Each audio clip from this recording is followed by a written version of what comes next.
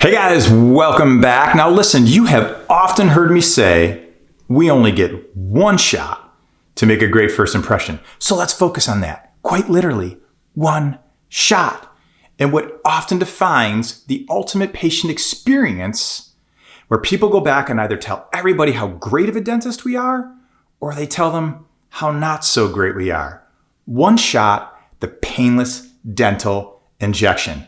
Check this out. 3 steps to give a painless inferior alveolar nerve block. An injection you and I give all day, every day. Step 1, define your anatomy. Guys, unfortunately, here's what we're shooting for. It's the size of a dime.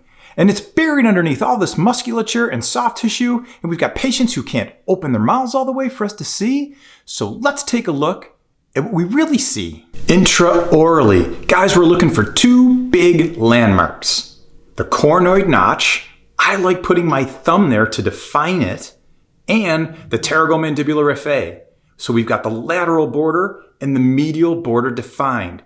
Now think occlusal table for your height and bisecting the contralateral premolars for our angle. Which leads me to step 2, prepare the tissue.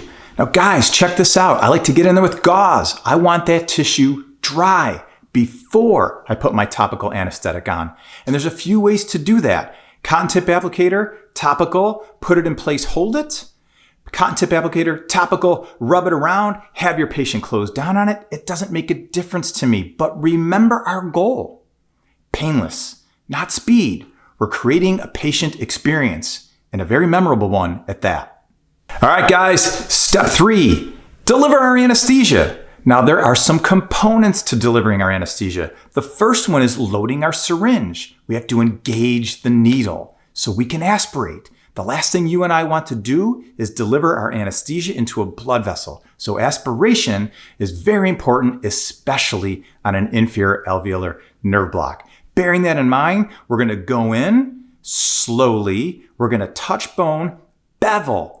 Proper orientation to bring less trauma to the dance. We're going to deliver 2/3 of our carpule. We're going to ease that needle back, deliver the final third to catch our lingual nerve. And I want you guys to remember 2 goals: painless injection, painless experience. Guys, last and certainly not least, use the right needles. Please. In this case, we've got a 27 gauge long by Transcadent dental needles. I like to use that for all my inferior alveolar nerve blocks. You can also use a 25 gauge if you'd like to. Both work really well. But here's why. Transcadent dental needles are insanely sharp, which means they glide through the tissue. And when our needle glides through the tissue, it means painless.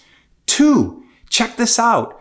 Bevel. We talked about how important this is, right? In order to orient the bevel, it's really easy for you and I to lose orientation once that needle's seated. But Transcadent has done an amazing job in giving us a marker so we can see the orientation of our bevel even when our needle is fully seated. 3, last but certainly not least, guys, I've been doing this for 26 years and I have never broken a needle. So if that's upstairs in your head somewhere, somebody taught you that in school, use the right needle and you won't have a problem. Guys, I hope this helps you as much as it's helped me in my practice over the last 26 years. Painless inferior alveolar nerve blocks and other injections give you the ultimate patient experience. They give your patients something to talk about. They're going to help you day of. They're going to help your practice production. Most importantly, guys, they're going to help your brand.